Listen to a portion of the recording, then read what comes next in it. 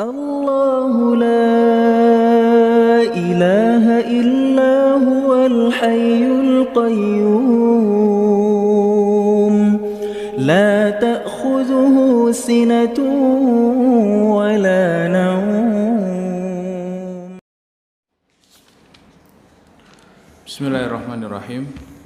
Assalamualaikum warahmatullahi wabarakatuh.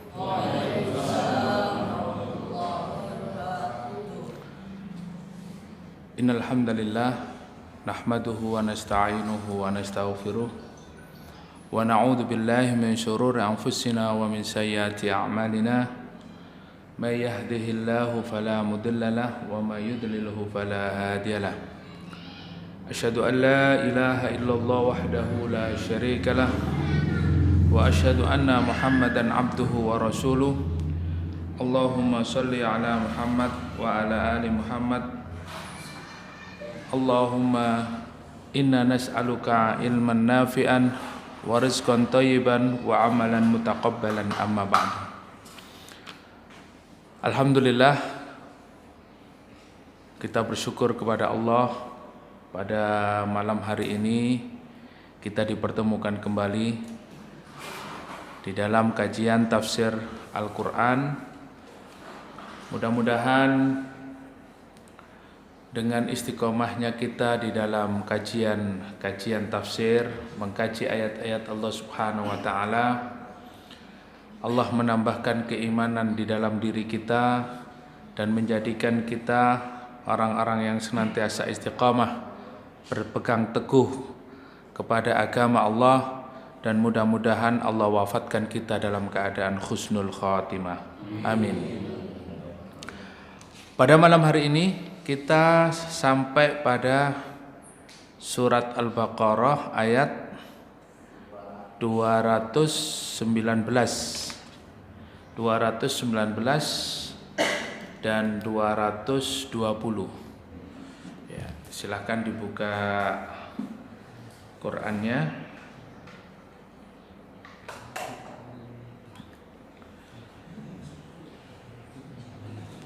Silakan dibuka Qur'annya ya.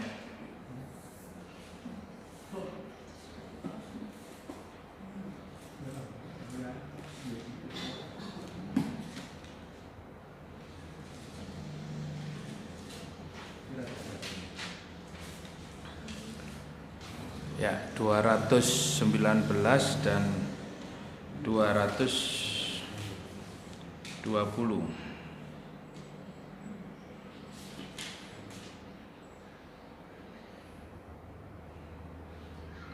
Silahkan dibacakan Mas. 219 220 ya, dua ayat kita kaji malam hari ini. Mereka menanyakan kepadamu Muhammad tentang khamar dan judi. Katakanlah pada keduanya terdapat dosa besar dan beberapa manfaat bagi manusia, tetapi dosa lebih besar daripada manfaatnya.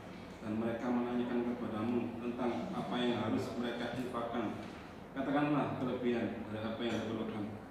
Demikianlah Allah menerangkan ayat-ayatnya kepadamu agar kamu memikirkan. Ya.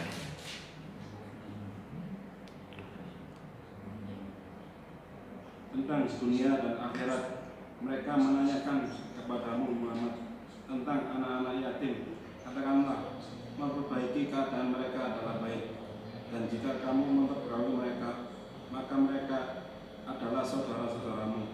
Allah mengetahui orang yang berbuat kerusakan dan berbuat kebaikan, dan jika Allah menghendaki, niscaya Dia datang kesulitan kepadamu. Sungguh Allah Maha Perkasa, Maha Bijaksana. Nah. Baik.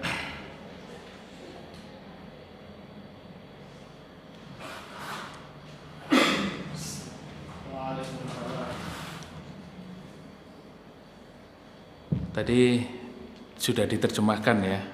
Ya, sekarang saya bacakan ayatnya dan tafsirnya supaya kita lebih memahami makna ayat yang terkandung di dalam surat Al-Baqarah ini. أعوذ بالله من الشيطان الرجيم يسألونك عن الخمر والميسر قل فيهما إثم كبير ومنافع للناس وإثمهما أكبر من نفعهما ويسألونك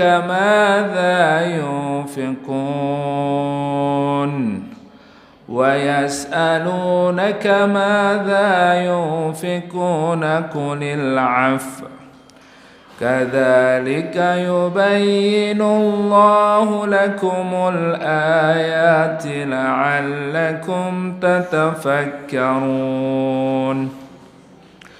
في الدنيا والآخرة ويسألونك عن اليتامى قل إصلاح لهم خير وإن تخالطوهم فإخوانكم والله يعلم المفسد من المصلح ولو شاء الله لأعنتكم إن الله عزيز حكيم. اللهم ارحمنا بالقرآن. يسألونك عن الخمر والميسر. Pada ayat ini para sahabat radhiyallahu anhum ajma'in bertanya kepada Rasulullah sallallahu alaihi wasallam. Apa yang ditanyakan? Yang ditanyakan oleh para sahabat kepada Rasul adalah tentang al-khamru wal maisir. Ya. Mereka bertanya tentang khamr dan maisir, yaitu tentang khamr dan judi. Ya. Jadi dua perbuatan atau pada masa jahiliyah ini adalah sesuatu yang biasa, ya. Bahkan ada seorang sahabat bernama Abu Mihjan itu setiap hari minum khamr, ya. Begitu pada masa Umar bin Khattab, beliau masih minum khamr, sehingga ada perang, ya, Qadisiyah melawan Persia. Umar bin Khattab menunjuk Sa'ad bin Abi Waqqas menjadi komandan karena Abu Mihjan ini seorang mujahid juga, ya, tapi minum khamr, suka mabuk. Maka karena beliau ini karena seringnya minum khamr, mabuk, oleh Umar bin Khattab di penjara, ya, dihukum supaya tidak melakukannya lagi. Begitu karena mendengar ada jihad, ya, kaum muslimin berangkat berperang, beliau sudah gelisah ini, ya. Beliau sudah gelisah. Nah, ternyata, ya, diam-diam melarikan diri. Melarikan dirinya itu apa? Ikut perang, ikut bergabung dengan kaum muslimin, tapi dia pakai ini, ya, pakai apa? Pakai sorban, pakai, ya, ikat kepala, tidak kelihatan, ya, nyaman. Begitu menerobos ke pasukan musuh dan banyak membunuh musuh, ini siapa ini? Ternyata begitu menang, ini tadi ada pahlawan yang sangat hebat sekali, ini siapa ini? Ternyata Abu Mihjan, ya. Akhirnya dilaporkan ke Umar bin Khattab, loh, ini Abu Mihjan ini, ya, di penjara lagi, ya. Nah, ini Masya Allah sahabat tapi minum khamr, masih dalam keadaan dia tidak bisa meninggalkan, ya, karena suka mabuk. Nah, dalam ayat ini sahabat bertanya tentang khamr dan judi. Allah Subhanahu wa taala berfirman, "Qul fihima itsmun kabirun wa manafi'un linnas." Ya.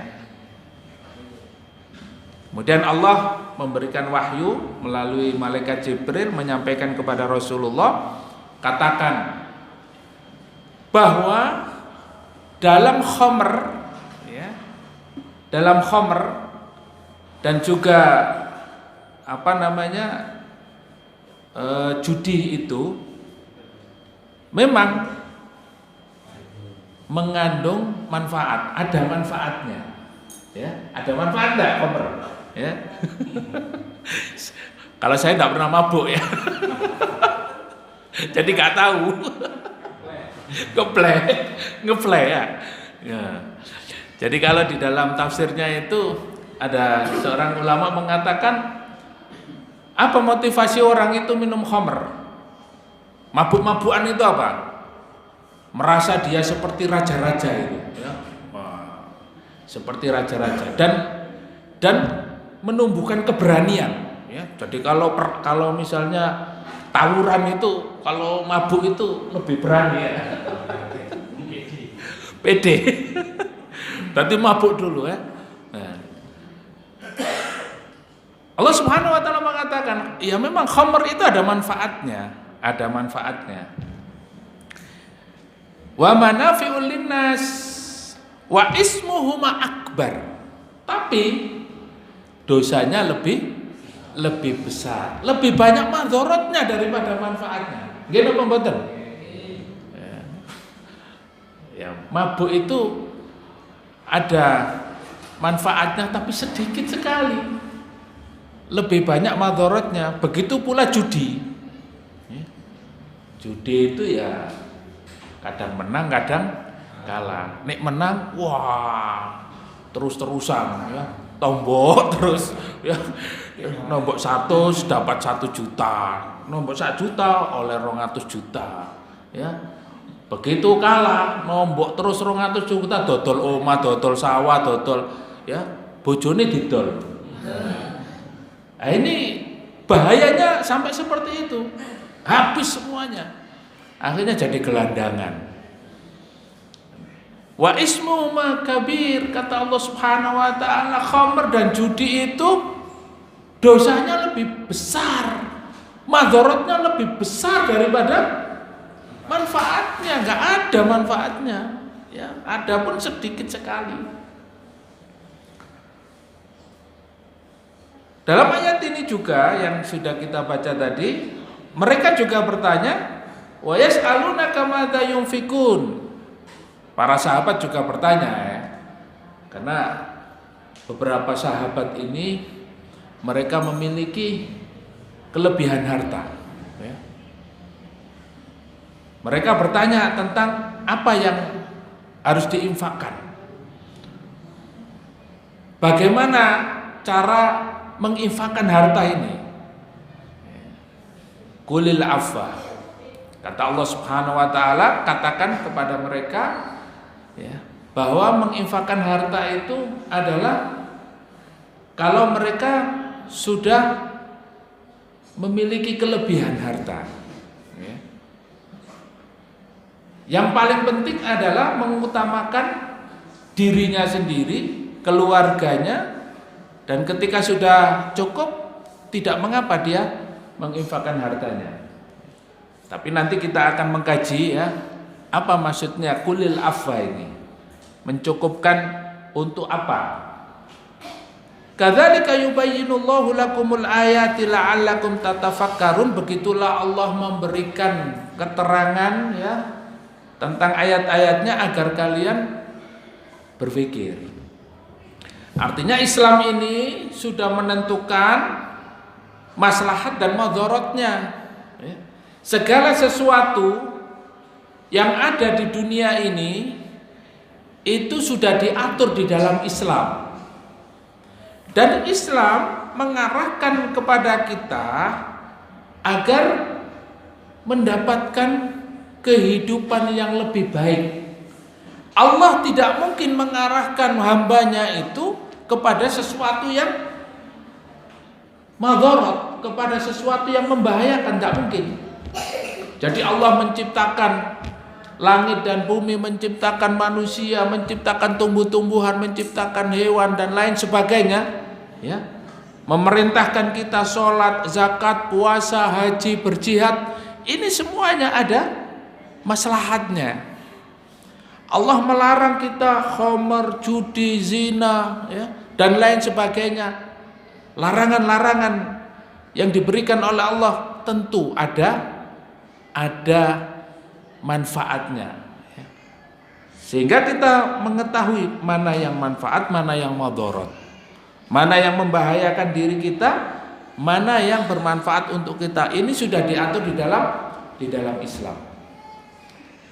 Maka di dalam syariat ini sudah sangat lengkap sekali. Kalau orang itu tidak mengikuti syariat, ya pasti sesat. Pasti tersesat. Ibarat kita kalau beli mobil, ya, mobil misalnya Suzuki, pasti sudah ada aturan, ya. Sudah ada buku petunjuknya, ya. Nanti pemakaian, ya, sekian kilometer ganti oli, ya. Kemudian nanti isi bensinnya harus pakai ini dan lain sebagainya. Begitu kita pakai mobil tidak mengikuti buku petunjuk, ya, bensinnya diisi es campur misalnya, kira-kira jalan apa enggak? Enggak mungkin lah, ya. Oli ini wis diganti minyak goreng aja wis. Nah, sama kita ini sebagai seorang hamba Allah, manusia, sudah ada buku petunjuknya, ya. Kita tinggal copy paste, kita tinggal melaksanakan apa petunjuk Allah Subhanahu wa taala, Al-Qur'an. Ini mukjizat hatta yaumil kiamah. Mukjizat yang sampai hari ini ada di tengah-tengah kehidupan kita ini, ya Al-Qur'an. Nah, ketika kita melaksanakan Al-Qur'an dalam kehidupan kita, kita akan mendapatkan mukjizat-mukjizat dalam hidup. Kenapa kok kita ini belum menemukan mukjizat dalam hidup kita ini? Ya karena kita jauh dari Al-Qur'an. Coba kita dekat dengan Al-Qur'an, kita kembali kepada Al-Qur'an, pasti Allah memberikan mukjizat-mukjizat yang luar biasa dalam kehidupan kita. Ya, begitulah hari ini juga para mujahid yang sedang berjihad, yang sedang berjuang untuk membebaskan negerinya Palestina, mereka semua hampir rata-rata adalah penghafal Al-Qur'an, ya. Mereka tidak diizinkan masuk di dalam barisan para mujahid, ya, yang berjihad membebaskan Ardus Syam, negeri Syam, kecuali mereka adalah penghafal Al-Qur'an, ya. Minimal 17 juz, ya, minimal. Nah, jenengan sudah berapa juz, Pak? Tidak masuk mujahid nih, ya. Sajus gak apal-apal, gak masuk, ya. Tidak masuk kriteria itu aja, tidak masuk. Belum lagi harus hafal Sahih Bukhari Muslim, ya, 4.000 hadis. Ya, panjenengan sudah hafal berapa hadis? Enggak masuk, ya. Enggak dipakai, enggak dibagi senjata sampean, ya. Masuk saja enggak, ya. Nah, ini gimana mau berjuang ini? Makanya kalau kita ingin kuat, ingin hebat, ingin mendapatkan mukjizat yang sangat luar biasa dari Allah Subhanahu wa taala, kita bersama Al-Qur'an, ya. Makanya menjadi seorang mujahid itu tidak memiliki ketakutan sedikit pun kecuali kepada Allah Subhanahu wa taala. Karena apa? Karena dia yakin. Coba Allah perintahkan kita untuk memiliki sebuah kekuatan. Surat Al-Anfal ayat 60. Coba dibuka surat Al-Anfal ayat 60 dengan baca artinya. Itu perintah Allah Subhanahu wa taala kepada umat Islam. Nah, kalau umat Islam ini tidak memahami Al-Qur'an, dia tidak memiliki kekuatan. Al-Anfal 60. Coba. Dan persiapkanlah dengan segala kemampuan untuk menghadapi mereka dengan kekuatan yang kamu miliki, dan dari pasukan berkuda yang dapat menggetarkan musuh Allah, musuhmu dan orang-orang selain mereka yang kamu tidak mengetahuinya. Tetapi Allah mengetahui apa yang kamu infakkan di jalan Allah. Niscaya akan dibalas dengan cukup keadaanmu dan kamu tidak akan dizalimi dan dirugikan. Nah, kalau kita paham ayat ini, kita ini bukan menjadi orang yang lemah. Karena apa? Allah perintahkan wa a'iddu lahum mastata'tum min quwwah. Persiapkanlah, ya. Wa a'iddu itu fi'il amr, ya, kata perintah. Kata perintah itu kalau dalam bahasa Arab yadullu 'alal wujub. Dia menunjukkan bahwa perintah itu harus dilaksanakan, wajib. Apa perintahnya dalam ayat ini? Wa'idul lahum mastata'tum min quwwah, yaitu mempersiapkan kuah, ya. Dengan semerap kuah, boten kuah soto, rawon, ya, gule, ya, biasanya kan nek pengajian ini metu kabeh. Ya itu juga kuah, tapi kuah sayur. Tapi yang diperintahkan oleh Allah Subhanahu wa taala ini kuah adalah kekuatan. Kekuatan itu oleh para ulama dibagi menjadi dua, yaitu kuatul imani, kekuatan iman, ya, dan kekuatan madi. Madi itu adalah kekuatan materi, ya, termasuk kekuatan fisik, kekuatan persenjataan, kekuatan. Dan di dalam ayat itu jelas, turhibuna bihi aduwallahi wa aduwakum. Allah katakan di dalam ayat itu, surat Al-Anfal ayat 60, diingat-ingat Pak ya, nanti di rumah dibaca lagi, bahwa kekuatan yang kalian persiapkan itu adalah untuk menakut-nakuti musuh. Nah, jenengan sudah persiapan apa ini? Sehingga musuh-musuh orang-orang kafir itu takut kalian jenengan. Ya. Di situ dikatakan turhibuna bihi aduwallahi wa aduwakum. Yaitu kekuatan yang dimiliki oleh kaum muslimin itu sampai menggetarkan musuh-musuhnya. Dengan apa? Di situ disebutkan, ya, bahwa salah satunya adalah dengan berkuda. Ya, kalau di dalam hadis itu Allah Subhanahu wa taala mencintai hambanya, ya. Kemudian Rasulullah mengatakan bahwa alimu auladakum birrimayah wassibahah warukubal khail. Kata Rasulullah, ajarilah anak-anak kalian itu apa? Ar-rimayah. Ar-rimayah itu melempar, ya, kalau sekarang memanah, ya. Tapi kalau sekarang ya mungkin bisa jadi ya AK-47, M16, ya, FN dan sebagainya, ya kan? Kan rimayah itu. Wasibaha, dan ajarilah anak kalian apa? Berenang. Nah, paling enggak ya sebulan sekali lah, ya, sebulan sekali, atau kalau terlalu capek ya 2 bulan sekali, atau terlalu sering ya setahun sekali paling enggak. Masa enggak pernah berenang, ya? Itu olahraga sunnah, ya. Nah, olahraga sunnah itu. Jadi kalau bisa diagendakan sepekan sekali atau 2 pekan sekali berenanglah, ya. Nah, itu karena kita mengikuti sunnah. Dan yang ketiga rukubal khail, ya, atau naik kuda, jadi berkuda. 3 olahraga ini semua dikuasai oleh Rasulullah dan para sahabat.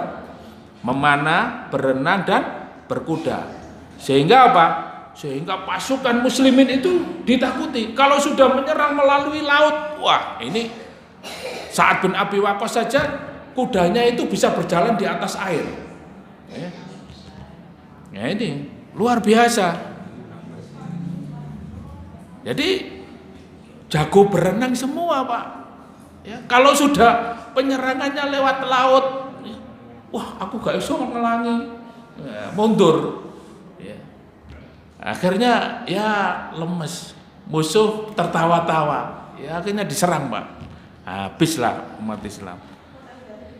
Nah, kekuatan-kekuatan seperti ini mungkin kita remehkan ya, seakan-akan wah ngapain juga, nggak ada perang kok di sini ya. Nah, begitulah sehingga kita ini tidak memiliki ya kekuatan ya. Akhirnya apa? Sudah berangkat ngaji wis boyoken, aduh boyokku loro ya. Sholat jamaah lemes. Karena apa? Fisiknya lemes ya. Jadi dilihat, oh orang Islami lemes-lemes ya. Ya. Mereka tidak ada rasa takutnya sama sekali. Tapi kalau kita ini gagah-gagah Pak ya, besar-besar ini, apalagi sekarang ikon dunia itu Abu Ubaidah itu ya, juru bicara Mujahidin Palestina itu Masya Allah, suaranya saja ditakuti oleh orang kafir, suaranya ini ya, suaranya, belum lagi kalau berhadapan langsung. Nah inilah di dalam surat ini dikatakan turhibu nabihi aduwallahi wa aduwakum. Kalau panjenengan mempersiapkan kekuatan itu ditakuti oleh musuh-musuh. Nah, hari ini, malam ini kita mempersiapkan kekuatan yang kedua, yang pertama yaitu apa? Kekuatan iman. Tidak hanya kekuatan fisik, tetapi yang paling penting adalah kekuatan iman. Sehingga mujahid yang hari ini berperang membebaskan bumi Palestina itu minimal hafalannya 17 juz. Hafal Sahih Bukhari Muslim ya. Kemudian setoran setiap hari murojaah sebelum berangkat perang ya. Ngebom tanknya Israel itu murojaah dulu Pak. Karena apa? Kalau dia meninggal di medan perang, mati di medan jihad, maka dia syahid. Maka kebanyakan yang syahid di sana itu ya tangannya seperti ini. Karena apa? Biasa berzikir, biasa menyebut asma Allah. Nah, jadi secara ruhiyah keimanannya itu sangat kuat sekali. Nah, hari ini salah satunya kita persiapan ya, mempersiapkan kekuatan iman. Jadi jangan diremehkan, Pak. Taklim-taklim kita hari ini, malam ini yang di zikrullah ini edat. Ya. Lah kalau kita berangkat ke taklim saja males, wah pasti sampean berenang, berkuda, memanah, ya, pasti males, ya. Pasti milih nang warung kopi, ya kan? Karena ndak ada motivasinya, ngapain juga soro-soro, enak nang omah kok, pemane udan-udan, waduh. Tapi kalau imannya itu sudah tumbuh, semangat juangnya itu membara hanya karena Allah Subhanahu wa taala, dia tidak peduli mau hujan, mau angin, mau apa, berangkat. Ya kan? Dia tidak mencari pujian manusia, dia tidak mencari apa biar dilihat manusia, tidak. Tetapi langkah-langkahnya ini adalah langkah-langkah yang diridhoi oleh Allah Subhanahu wa taala. Setiap langkah akan membebaskan dia dari siksa api neraka. Dan setiap langkah kita dari rumah untuk i'dad imani, untuk berangkat ke majelis ilmu ini diampuni oleh Allah Subhanahu wa taala. Setiap langkah kita. Subhanallah, ya. Mendapat doa dari para malaikat. Bahkan ikan hiu yang ada di laut mendoakan kita, ya. Apalagi yang dari jauh berangkat ke sini, yang dekat saja diampuni oleh Allah dosanya, didoakan para malaikat dan seluruh makhluk mendoakan kita. Hattal khutu fil bahr, ya, di hadis itu disebutkan sampai ikan laut, ya, ikan hiu yang di laut itu mendoakan sampean yang hari ini taklim, malam ini datang ke sini, masya Allah. Ini. Tapi kalau iman kita ini lemah, Pak, ya sudah, kita ini tidak ada harapan. Masalah tok urip ini, ya.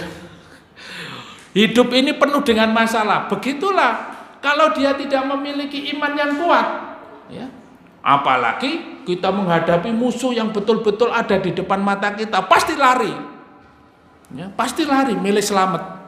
Ngapain juga kita cari mati, ya? Nah, padahal yang dicari mujahid itu apa, Pak? Mati syahid. Ya, coba. Tapi panjenengan kan milih dunia. Sik enom rek dorong kawin, ya kan? Saya juga masih muda, belum nikah lagi, ya. Usaha baru merintis, ya. Istri masih muda, wah macem-macem. Nah, sehingga inilah godaan ketika kita tidak memiliki iman yang kuat.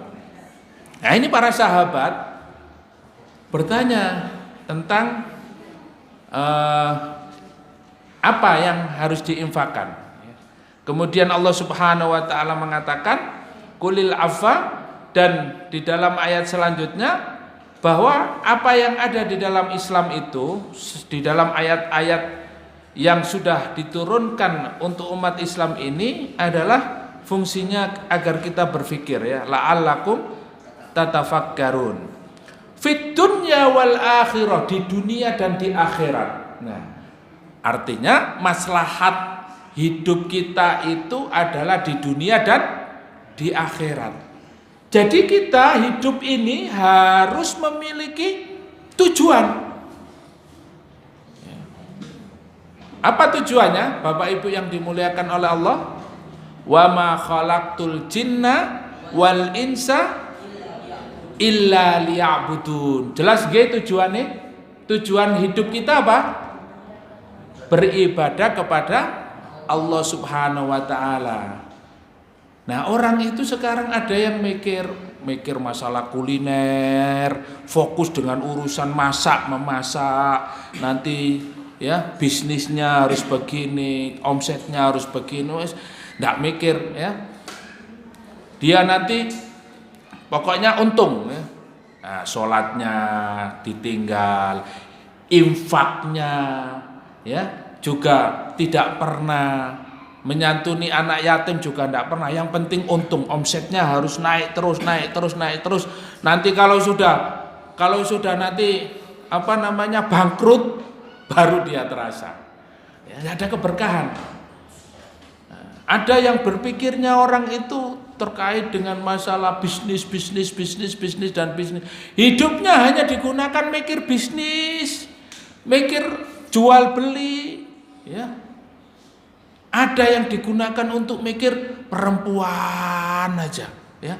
Kemana-mana pengen poligami, ya. Yang, ya, akhirnya pikirannya kotor. Cara berpikirnya ini tentang urusan dunia, padahal fid dunya wal akhirah.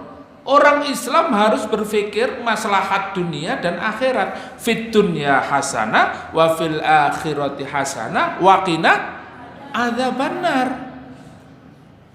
Itulah mindset seorang muslim. Jadi jangan sampai kita ini di dunia, cara berpikir kita ini hanya urusan yang tidak ada kaitan dengan akhirat.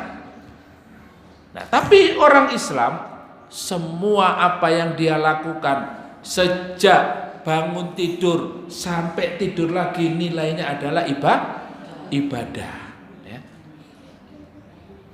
Jadi di dalam sebuah makalah, ya, yang dikatakan oleh Syekhul Islam Ibnu Taimiyah, al ibadatu hiya ismun jami'un lima yuhibbuhullahu wa yardahu minal aqwali wal a'mal adh-dhahira wal batinah. Ini sebetulnya sudah saya sampaikan berulang-ulang, Bapak Ibu yang dimuliakan Allah, ya. Cuman mungkin kadang sampean lali, ya, atau ndak ingat sama sekali. Sami nggih. Ibadah itu adalah segala sesuatu yang mencakup apa yang kita lakukan, ya, dalam hidup ini, lima yuhibbuhullahu wa yardahu, yaitu segala sesuatu yang dicintai oleh Allah dan diridhoinya. Minal aqwali wal a'mal, dari perkataan dan perbuatan, adh-dhahira wal batina, baik yang nampak maupun yang tersembunyi. Jadi misalnya perkataan kita ini, ya, bangun tidur, alhamdulillahilladzi ahyana ba'dama amatana wa ilaihin nusyur. Ya, bukan bangun tidur terus meso-meso. Ya, panas rek. Waduh, ya. Waduh, tangi kawanen. Waduh ya. Nah, itu bukan seorang muslim. Tapi seorang muslim itu perkataannya dicintai dan diridhoi oleh Allah, ibadah, ya. Kemudian ke kamar mandi, ya, itu juga mendapatkan pahala. Ya, bangun tidur, alhamdulillahilladzi ahyana ba'dama amatana wa ilaihin nusyur. Ya. Ke kamar mandi, Allahumma inni a'udzubika minal khubusi wal khobais. Masya Allah, ibadah semua, ya. Padahal ya enak di kamar mandi, ya. Keluar lagi ghufranaka. Nah, ini semuanya ibadah. Terus mau ngapain, ya? Kita sholat, ya. Semuanya sampai ya beraktivitas. Yang guru, yang petani, yang pedagang, yang ya apa jual nasi bebek, ya. Sembarang, ya, jual kebab, semuanya ibadah. Apabila semua itu dicintai dan diridhoi oleh Allah Subhanahu wa taala. Karena apa? Kita bekerja adalah agar kita bisa beribadah kepada Allah, ya, mendapatkan harta yang halal. Ini dicintai oleh Allah Subhanahu wa taala dan pasti Allah akan memberikan keberkahan. Nah, ini ibadah. Jadi Masya Allah, hidup seorang mukmin itu membahagiakan, ya, menenangkan. Semua apa yang dilakukan, aktivitasnya itu adalah ibadah. Tidak ada yang sia-sia.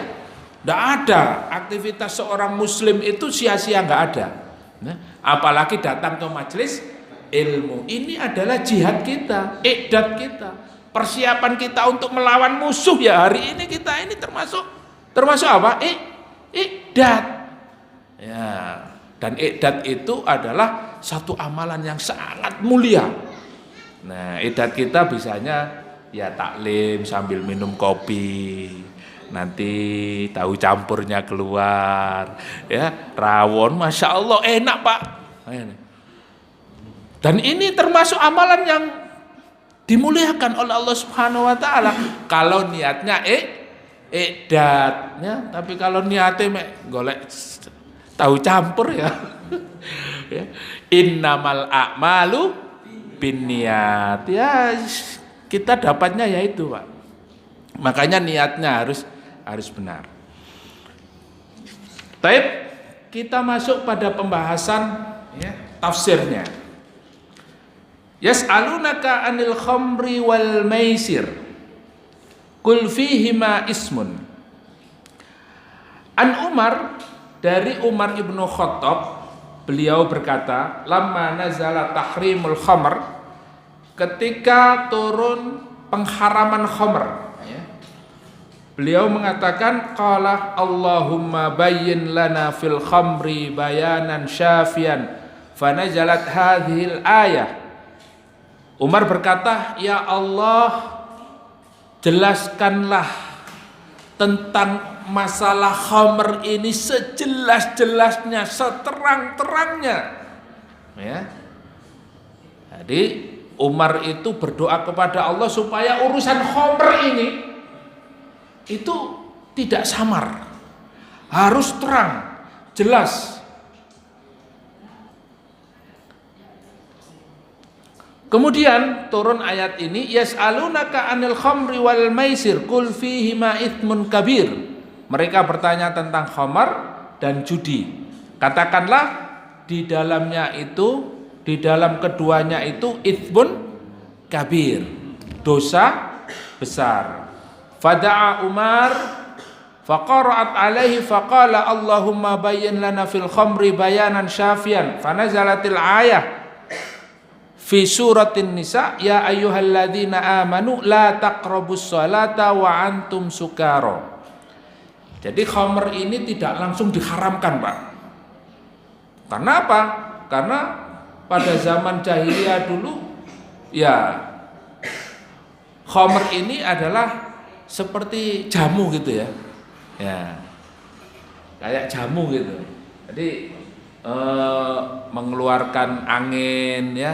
Pokoknya kalau minum khamr itu terasa enak badannya. Dan minuman-minuman yang semisal itu banyak jenisnya. Jadi ayat khamr ini tidak langsung diharamkan, tapi apa? Ya ayyuhalladzina amanu la taqrabus shalah wa antum sukara. Allah berfirman, wahai orang-orang yang beriman, janganlah kamu melaksanakan sholat sedangkan kamu dalam keadaan mabuk. Nah, kalau ayat ini, wah berarti boleh mabuk. Pokok ini mabuk ojo sholat. Bukan begitu ya. Ini ayat ini berangsur-angsur. Karena apa? Karena Allah Subhanahu wa taala tahu bagaimana psikologi orang-orang ya Arab dulu ya. Orang-orang yang mereka itu sudah masuk Islam. Tapi ya karena kebiasaannya ya minum khamr, maka di sini berangsur-angsur ya turun. Yang pertama itu fakana munadin Rasulullah sallallahu alaihi wasallam idza aqama shalah nada alla yaqrabanna shalah sakron fada'a Umar faqara'at alaihi faqala Allahumma bayyin lana fil khamri bayanan syakiran. Nah, ketika turun ayat ini surat An-Nisa ya, jangan kamu melaksanakan sholat sedangkan kamu dalam keadaan mabuk. Ini juga Rasulullah sampaikan kepada para sahabat. Umar berdoa kepada Allah, ya Allah, ya jelaskanlah tentang masalah khamr ini sejelas-jelasnya. Fanazalatil ayat fi suratil Maidah. Kemudian turun ayat pada surat Al-Maidah. Fada'a Umar faqara'at alaihi falamma balagha fahal antum muntahun. Qala Umar intahaina. Nah, dalam surat Al-Maidah itu jelas ya. Khurrimat alaikum ya, dan selanjutnya ya, termasuk diharamkan bagi kalian itu khamr. Nah, jelas ya kalimatnya.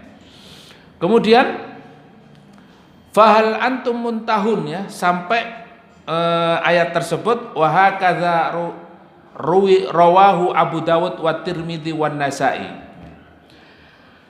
Kemudian dalam surat Al-Maidah itu juga disebutkan innamal khamru wal maisiru wal ansabu wal azlamu rijsun min amali syaitan fajtanibuhu la'allakum tuflihun.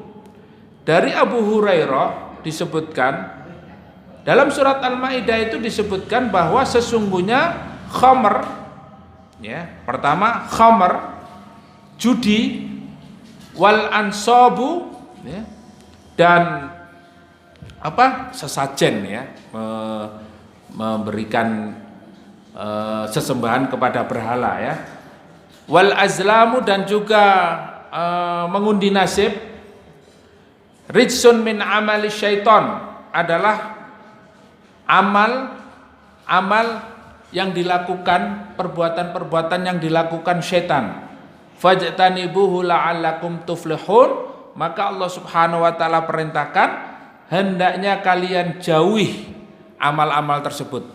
Minum khamar ya, kemudian berjudi, kemudian sesajen ya, memberikan sesembahan kepada berhala-berhala, mengundi nasib ya. Nasib kok gak mujur nasib iki ya. Akhirnya mengundi nasib. Ya. Kalau mengundi nasibnya berangkat ke luar negeri ya, bekerja sana enggak apa-apa. Tapi ngundi nasib ini pakai burung ya, pakai ya, undian mengundi nasib dengan cara-cara yang diharamkan oleh Allah Subhanahu wa taala. Dia tidak percaya akan kekuasaan Allah. Nah, itu adalah semua perbuatan syaitan. Yas'alunaka 'anil khamri wal maisir ammal khamru fakama qala Amirul Mukminin Umar ibnu Khattab innahu kullu ma khamiril aqli. Nah, Umar ibnu Khattab radhiyallahu anhu mengatakan, kenapa disebut khamr? Karena ma khamirul aqli, karena dia menutup akal. Jadi orang itu kalau sudah mabuk, kalau sudah minum-minuman ya, minum-minuman jenis apa saja ya. Kalau ini jahe ini nggak memabukkan ini, jahe ini kayaknya menghangatkan ya. Tapi kalau minuman surga, zanjabil ya, zanjabil ya, itu ada dalam Al-Quran. Nah, kalau minuman-minuman yang memabukkan itu khamirul akli, menutup akal. Jadi kalau sudah minum mabuk, akalnya tertutup. Nah, jadi kalau sudah orang mabuk itu ya kebanyakan mereka sudah akalnya tertutup, ngomongnya ngawur, ya, ngomongnya ngawur, apa yang dilakukan juga ya dia sudah nggak sadar lagi, ya. Hatta ya sampai dia lepas baju, nggak pakai baju pun dia nggak sadar, karena akalnya sudah tertutup. Ini apa bedanya dengan orang gila? Apa? Nggak jauh ya. Nah, makanya diharamkan di dalam Islam ya. Karena apa? Khamirul akli, menutup akal. Tidak ada maslahatnya. Kata Allah Subhanahu wa taala, memang ada manfaatnya sedikit saja, tetapi banyak dosanya. Banyak dosanya. Innahuma khamirul akli. Qul fihi ma ithmun kabirun wa manafi'ul linnas amma ithmuhuma fahuwa fiddin.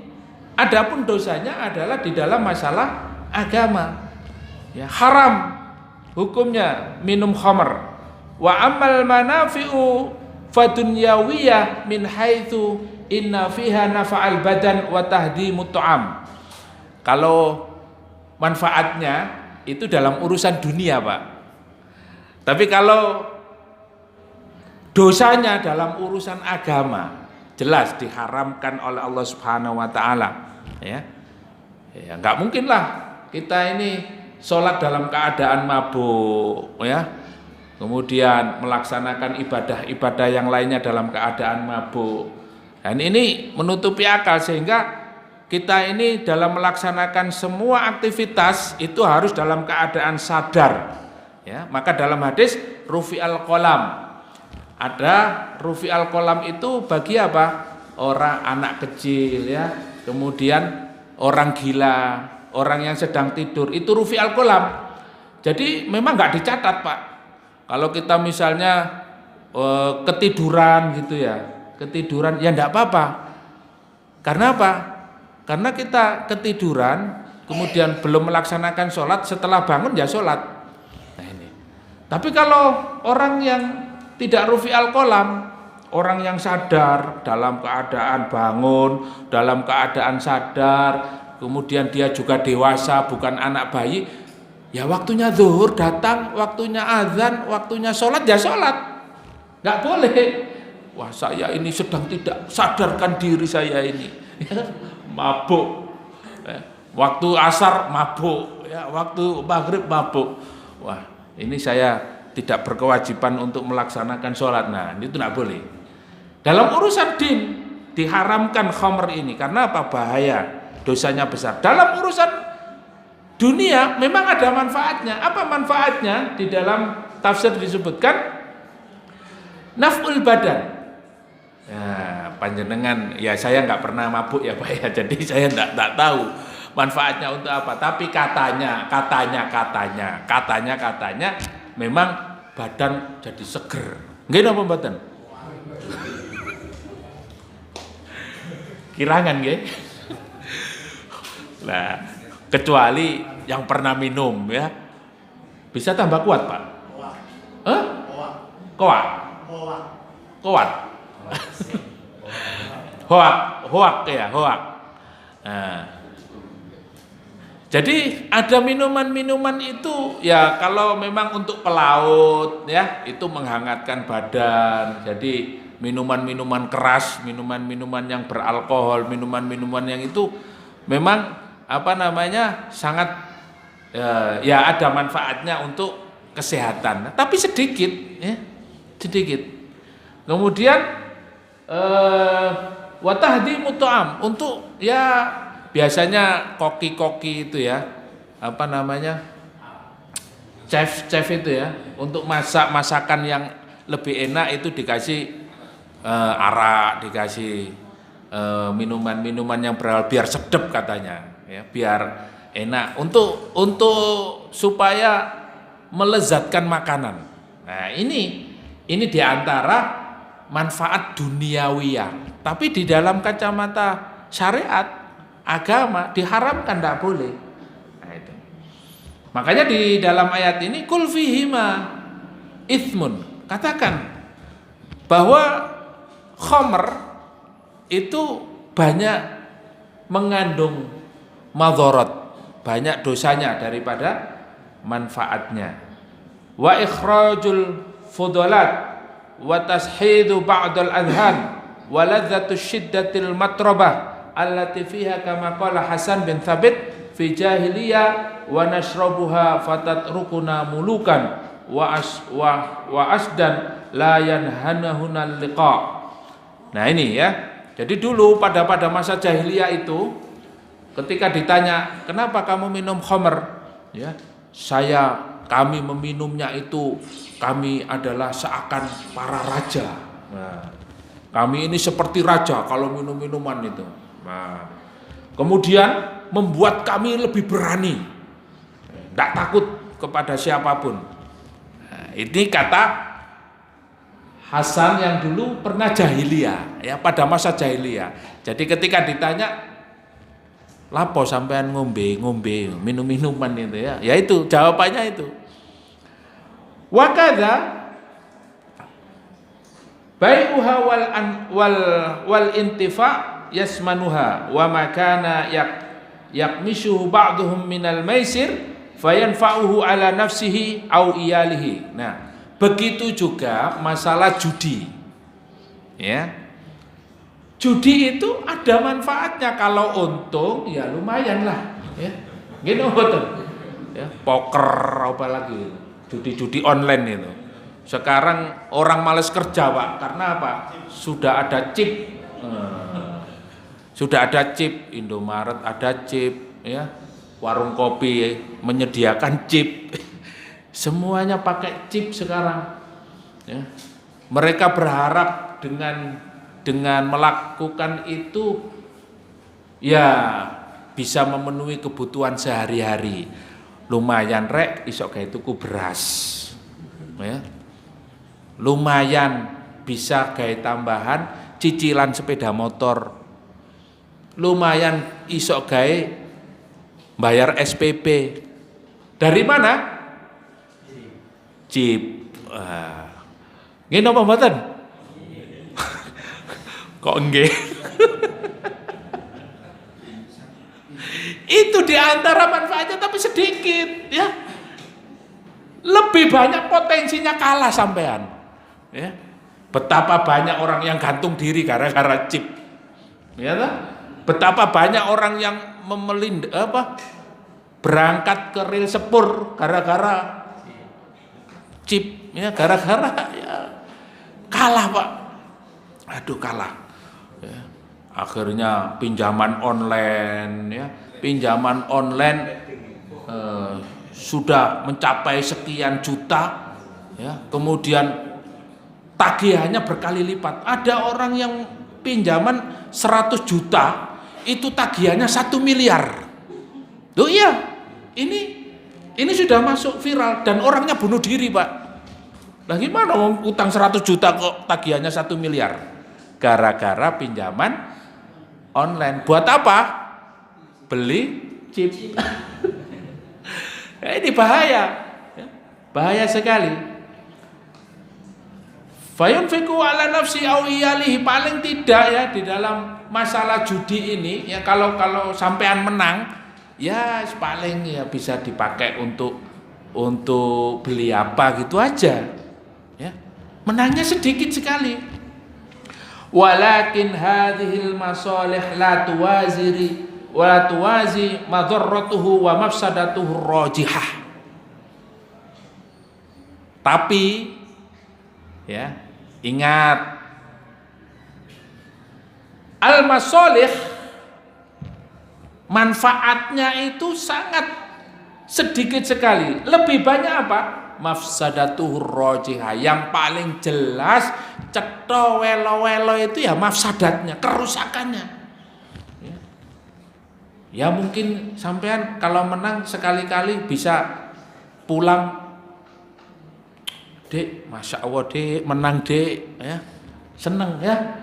Begitu sudah kalah terus, ya, mulai jual panci, jual ya gorengan, ya, gombal-gombal didol kabeh, sepeda motor entek, sepeda ontel entek, ya, kasur-kasur didoli kabeh, ya, bantal didoli, ya, sepatune anake didol. Ini bahaya, bahayanya lebih parah, ya. Kemudian utang sana sini, hidupnya tidak tenang. Mafsadat judi ini, kerusakan judi ini lebih parah. Dan sekarang yang lebih menyedihkan, fasilitas judi online itu di mana-mana. Anak kecil pun bisa main judi sekarang, Pak. Ya. Anak kecil pun sekarang sudah main judi. Nah, ini hati-hati ya. Kalau sudah anak-anak itu main judi, dia akan berdampak pada kerusakan. Dia nanti akan selalu mencuri uang bapaknya, uang ibunya, uang budenya, pakliknya, ya. Dan tidak hanya mencuri, dia pandai menipu, ya. Ini dampak dari judi luar biasa. Hari ini sudah semakin marak di mana-mana judi online, ya, apalagi yang skalanya lebih luas. Ya. Coba sekarang itu di Saudi saja sudah ada fasilitas judi yang luar biasa, ya, kayak ya Makau gitu ya, dikasih fasilitas judi khusus. Ya, ya yang main ya orang-orang sebanan, jenggotan biasa gitu ya. Ya. Nah, kita juga nggak tahu, orang-orang ternyata mereka gandrung, mereka sudah ketagihan dengan judi itu, 100, 200 nggak terasa, ya kan. Nanti akhirnya lama-lama 1 juta, 2 juta, ya, sampai akhirnya jual rumah. Nah, ini bahaya sekali. Maka mafsadatuhur rajihah, kerusakannya itu sangat nyata sekali judi ini. Tidak bisa dipungkiri. Maka kata Allah Subhanahu wa taala, itsmuhuma kabir, dosanya sangat besar. Khamr dan judi ini manfaatnya sedikit, tetapi dosanya yang lebih besar, ya. Sudah membuat orang gila, ya. Kemudian judi itu juga membuat orang sengsara, ya. Ada lagunya judi, ya. Juga minuman keras itu juga ada lagunya, minuman keras, ya. Romai Rama ya. Oh. Nah, itu semuanya menyesatkan, ya, merusak. Maka dalam Islam ini sangat jelas sekali, ya. Oleh karena itu ya kita hati-hati, ya, ingatkan anak-anak kita, keluarga kita, saudara kita yang nggak ada manfaatnya, tinggalkan.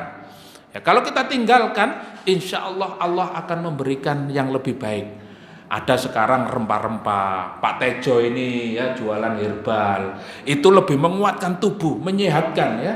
Ada jahe, ada habas sauda, ada madu, ya. Saya jual madu juga, tapi saya tidak jual di sini, ya. Jualan di toko sana, ya. Saya cuma bawa madunya, tapi nggak jual di masjid. Ya. Ada herbal-herbal yang lainnya, ada gantinya. Allah Subhanahu wa taala sudah memberikan ganti yang lebih bagus, ya, lebih baik, ya. Begitu juga judi itu diganti oleh Allah dengan apa? Dengan bai'un, dengan jual beli yang halal, thayyib, ya. Jadi jual beli ya, dengan jual beli itu lebih bagus, lebih baik dan hasilnya halalan thayyibah, bisnis ya. Nah, ini seperti Abdurrahman bin Auf, Suhaib Ar-Rumi, Utsman bin Affan ya. Para sahabat semuanya mereka memiliki kelebihan, keutamaan berdagang. Ya, berdagang. Nah, panjenengan juga harus punya bakat ya, paling tidak ya iso dodol ote-ote apa pisang goreng, mosok gak iso sirek dodolan ya. Apalagi sekarang sudah ada fasilitas online. Wah, toko sepi Ustadz. Nah, online ya, ada marketplace, ada macam-macam. Nah, iya. Masa jualan aja nggak bisa ya. Nah, makanya di dalam ayat ini nanti disebutkan kita tidak boleh ya sampai meminta-minta itu. Ya. Kita harus memiliki izzah, memiliki kemuliaan. Jangan sampai kita meminta-minta. Lita'liqaha bil aqli wad dini wa lihadza qala Allah ta'ala wa ithmuhuma akbaru min naf'ihima wa lihadza kanat hadhil ayah mumahhada li tahrimil khamri alal bayyinat.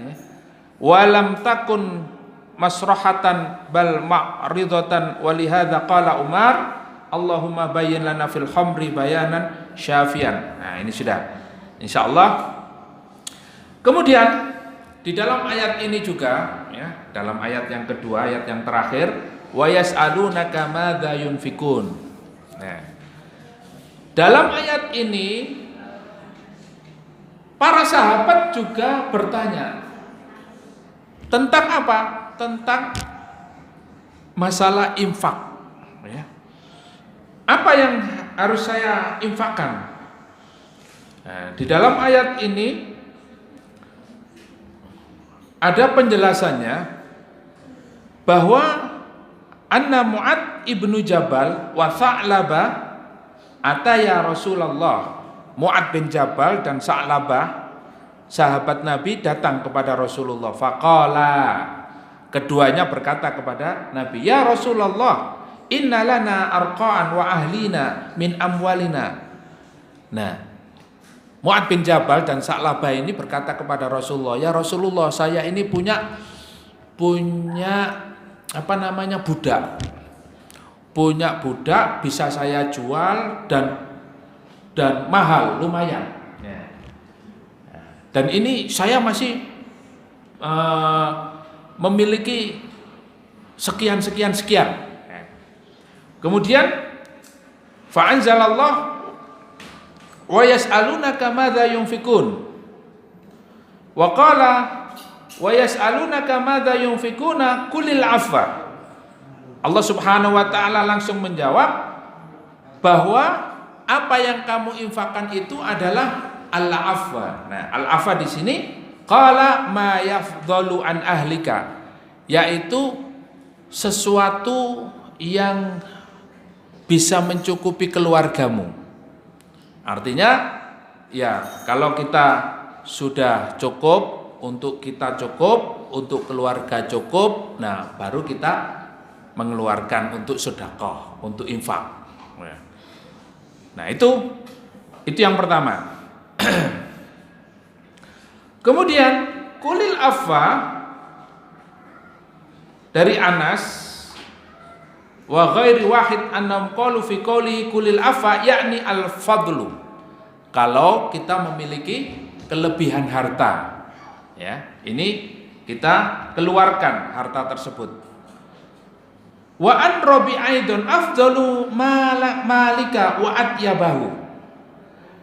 Maka di dalam pengertian yang lain, Rabi mengatakan apa yang dikeluarkan itu adalah afdalu malika, yaitu harta yang paling utama, wa atyab, atau yang paling baik dari hartamu itu.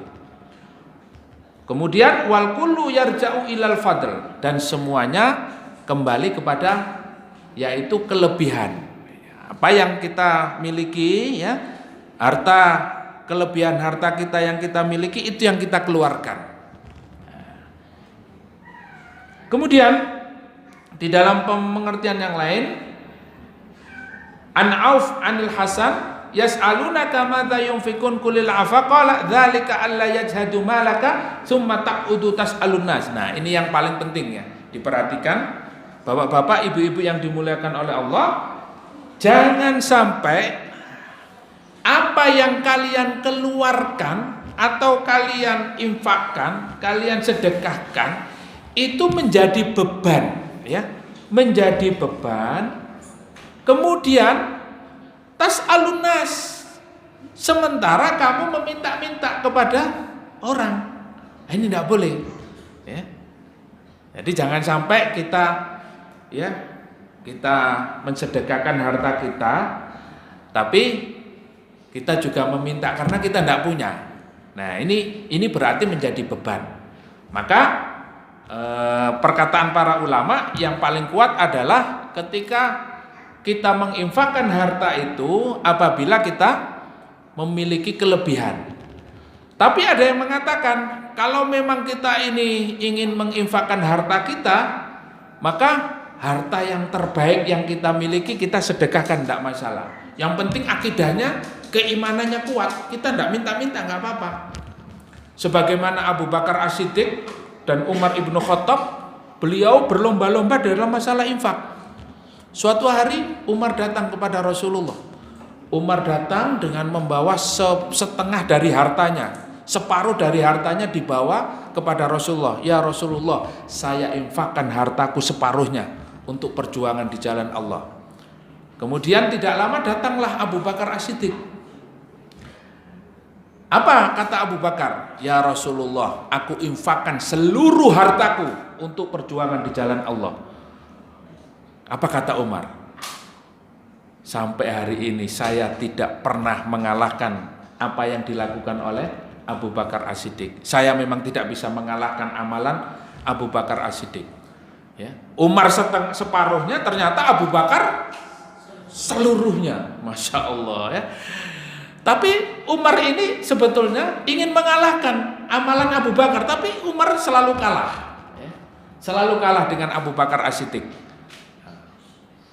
Padahal ketika ditanya oleh Rasulullah, ketika Abu Bakar menyerahkan semua hartanya untuk perjuangan di jalan Allah, apa yang kamu tinggalkan untuk keluargamu? Allah dan Rasulnya. Ya. Nah, panjenengan nggih sik mikir-mikir nggih, ya. Infak ya. Buat infak untuk taklim ini saja sik mikir-mikir ya. Nggawa sing apa sing biru, apa sing abu-abu ya. Sik mikir-mikir ya. Abu Bakar As-Siddiq enggak, semua dibawa ya untuk perjuangan. Ya, apalagi untuk jihad di jalan Allah. Abdurrahman bin Auf, Utsman bin Affan ya, berlomba-lomba. Ya, berapa ratus ekor unta, kuda perang, ya semua diinfakkan. Nah, ini mereka berlomba-lomba di dalam masalah infak. Kalau kita kuat, ya akidah kita kuat, iman kita kuat, dan kita tidak minta-minta, silakan dikasihkan semua, ya dikasihkan semua untuk perjuangan. Tapi kalau tidak kuat, ya jangan, ya jangan. Nanti kita berikan sesuai dengan ya kebutuhan. Kalau kita sudah cukup, keluarga cukup, oh ada lebihnya ini, wah ada 200.000 lumayan, nah baru kita infakkan, ya, sehingga kita tidak minta-minta kepada orang lain. Kadzalika yubayyinullahu lakum ayatihi kadzalika yubayyinullahu lakumul ayat la'allakum tatafakkaruna fid dunya wal akhirah. Nah. Maka dalam ayat ini Allah Subhanahu wa taala sudah menjelaskan ya secara gamblang bagaimana kita menginfakkan harta kita. Qala Rasulullah sallallahu alaihi wasallam, khairus shadaqati makana an dhahri ghina wal yadul ulya khairum minal yadis suflah wabda biman ta'ul.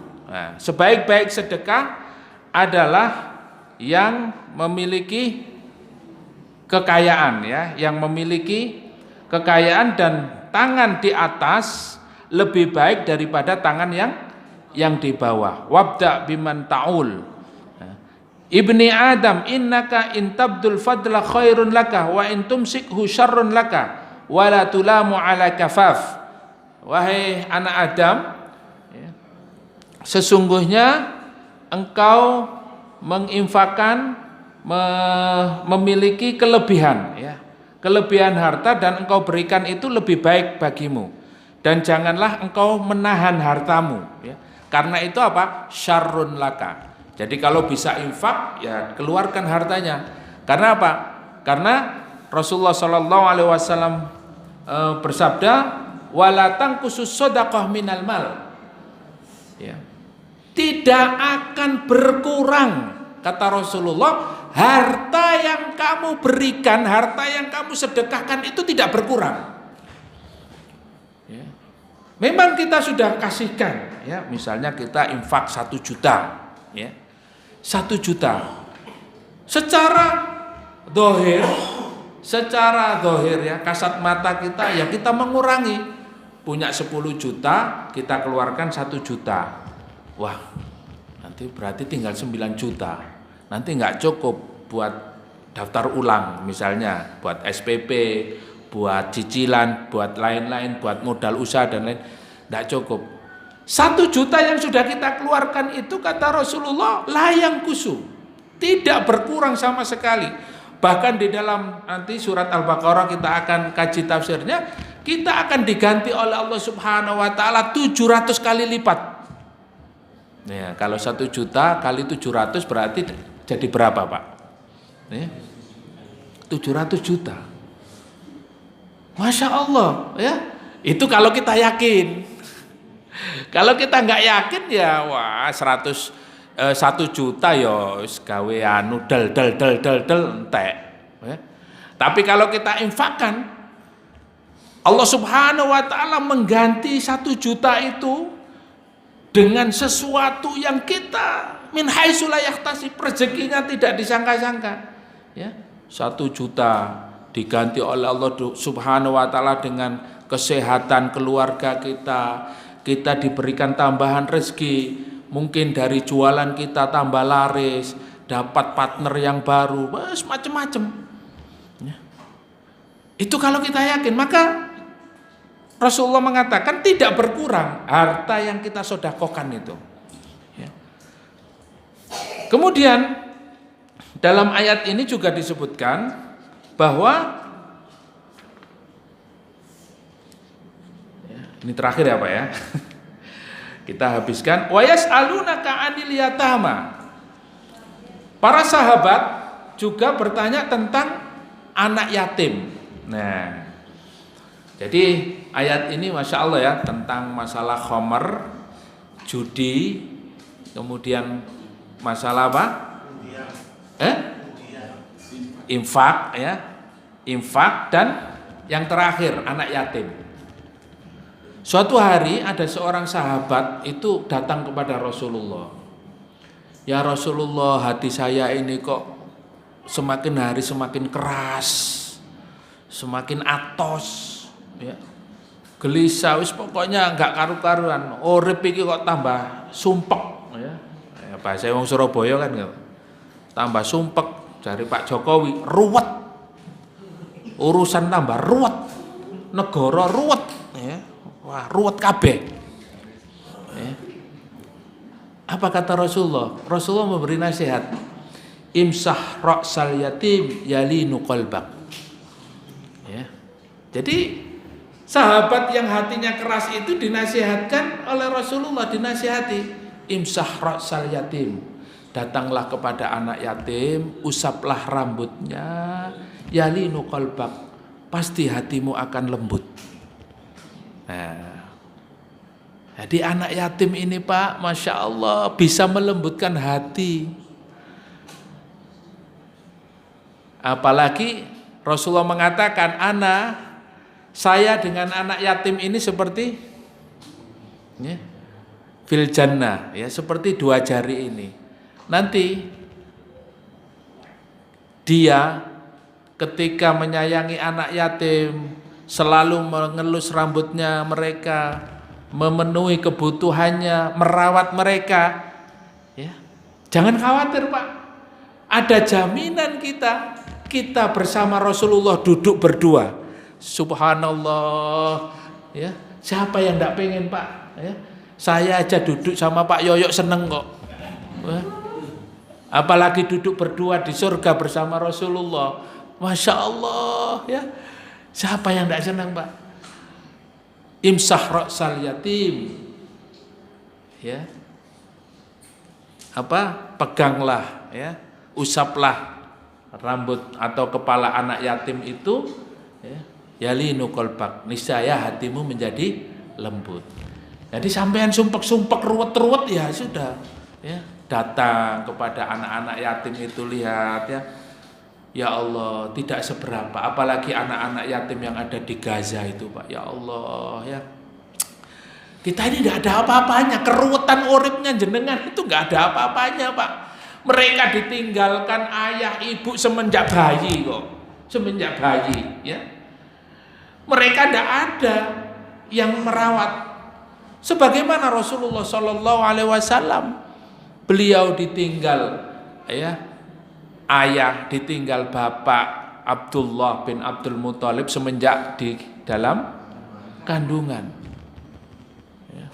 Begitu beliau lahir, ya, tidak lama ditinggal oleh ibu, yatim piatu.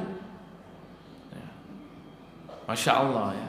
Jadi kondisi kita ini tidak seberapa kalau dibanding dengan anak-anak yatim yang ditinggal oleh orang tuanya, yang hidup sendirian, ya. Oleh karena itu di sini ada yang bertanya, inilah kelebihan para sahabat radhiyallahu anhum ajmain, ya. Mereka bertanya tentang infak, mereka bertanya tentang yatim.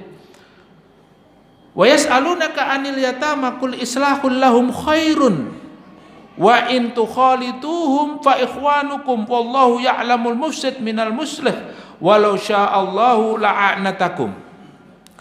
Jadi ayat ini sebetulnya banyak kandungannya, Pak. Tapi karena waktunya sangat pendek, ya, saya ringkas saja bahwa dalam ayat ini Allah Subhanahu wa taala menganjurkan agar kita betul-betul memperlakukan anak yatim itu sebaik mungkin, ya.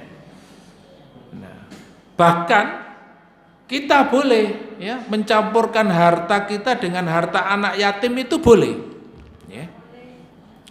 Jadi di dalam ayat ini Siti Aisyah, ya, istri Nabi itu pada saat beliau memisahkan antara makanannya dengan makanan anak yatim. Nah, ini membedakan antara makanan dirinya dengan makanan anak yatim. Ternyata makanan anak yatim yang dikasihkan ini sudah basi. Nah, turunlah ayat ini, ya. Qul islahul lahum khairun. Maka perbaikilah, memperbaiki makanan, ya, memperlakukan anak yatim itu lebih baik, ya. Wa in tukhalituhum, dan jika kamu mencampur hartamu dengan hartanya, makananmu dengan makanannya, fa ikhwanukum fiddin, dan itu adalah menjadi saudaramu. Nah, ini kelebihannya, ya. Kalau tadi saya dengar nggak boleh, nah monggo dibaca lagi tafsirnya, ya. Tafsirnya perkataan para ulama, ya. Tetapi jangan sampai kita memakan makanan anak yatim, ya, hartanya anak yatim, ya. Bahkan di sini dibolehkan, tetapi seperlunya, karena kita juga menyantuni anak yatim, ya. Jadi memang urusan ini harus berhati-hati, ya. Nah, terkait dengan memperlakukan anak yatim dengan baik, ya. Intinya bahwa Allah memerintahkan islah, harus melakukan, harus memperlakukan anak yatim itu dengan sebaik-baiknya. Wallahu ya'lamul mufsid wa minal muslih, dan kalian jangan sampai memiliki niat yang tidak baik. Karena apa? Wallahu ya'lamu minal mufsid, wallahu ya'lamul mufsid minal muslih. Allah itu tahu siapa yang berbuat jahat, siapa yang merusak, siapa yang berbuat adil, siapa yang berbuat baik. Allah tahu. Nah, ini niatnya. Ya. Jadi Allah itu maha tahu. Kalau kita ini mengurus anak yatim atau di dalam memperlakukan anak yatim itu hanya untuk mencari keuntungan saja, itu Allah tahu. Allah tahu. Maka hati-hati, ya. Hati-hati, dan kita dalam mengurus anak yatim itu juga mendapatkan pahala yang sangat utama, yang sangat besar sekali. Walau sya'allahu la'anatakum. Nah, seandainya Allah Subhanahu wa taala berkehendak. Nah, di sini ada masyiatullah, ada kehendak Allah. Dalam ayat ini kita meyakini Allah punya kehendak. Yang kehendak Allah itu ada dua, masyiatullah ada dua, kauniyah, ya, dan syariah. Nah, kalau kauniyah itu tidak berhubungan dengan cinta dan ridho Allah.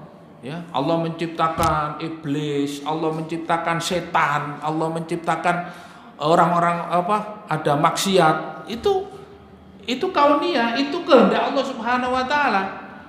Tetapi Allah juga menciptakan taat, ya, menciptakan surga, menciptakan kebaikan. Ini semua adalah berhubungan dengan cinta dan ridho Allah Subhanahu wa taala. Jadi dua kehendak Allah Subhanahu wa taala ini berkaitan. Ada perintah, ada larangan. Waja'alna laila libasya waja'alna nahara ma'asya wa banaina fawqakum sab'an shidada, dan terus seterusnya. Allah menciptakan berpasang-pasangan, Allah menciptakan hitam dan putih.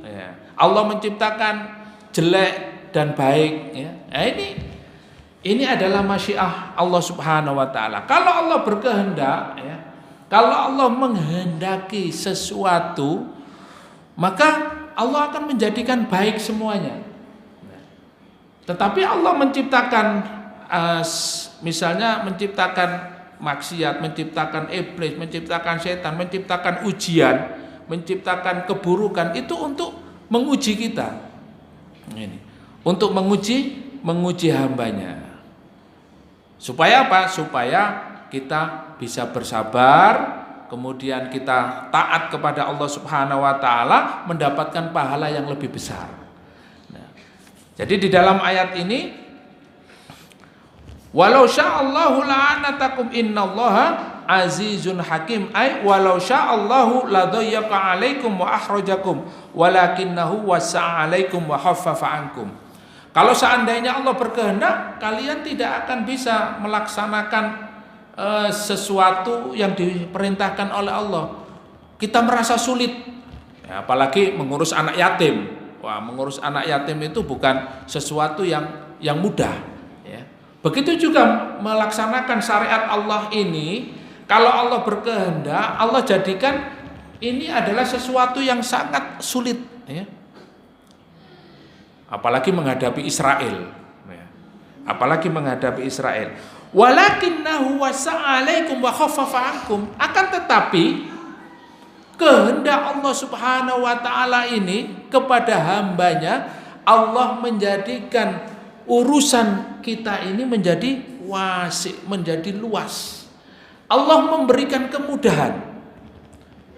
Jadi Islam ini Pak mudah. Syariat Islam ini mudah. Yang sulit itu ya jenengan. Jenengan yang membuat sulit itu jenengan. Males sholat, males infak, ya, males baca Quran, males taklim, berangkat ngaji, apalagi males, ya, ngurus-ngurusi perjuangan, apalagi abot. Nyambut gaya kadang Senin Kemis, ya, ngurus-ngurusi sing ado-ado. Nah, itu yang membuat sulit, membuat berat, membuat kita susah kita sendiri. Akan tetapi Allah Subhanahu wa taala memudahkan segala urusan hambanya, ya. Kalau Allah berkehendak semua dijadikan sulit, tapi Allah ini membuat mudah Islam. Apalagi sekarang itu dengan peristiwa yang ada di Palestina, banyak orang yang tertarik dengan Islam, banyak orang yang belajar Islam, ya.